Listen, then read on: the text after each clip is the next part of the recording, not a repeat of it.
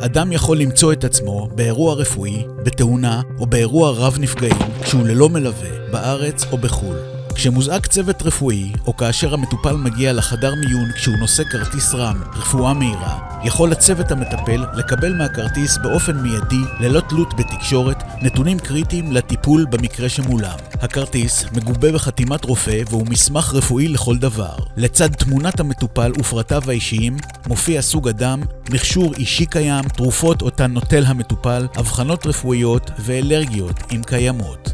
בצידו האחורי של הכרטיס מופיע אק"ג שנלקח בתנאי מנוחה לצורך השוואה בעת האירוע, וברקוד דו-מימדי המקשר למידע נוסף שאינו בדחיפות מיידית.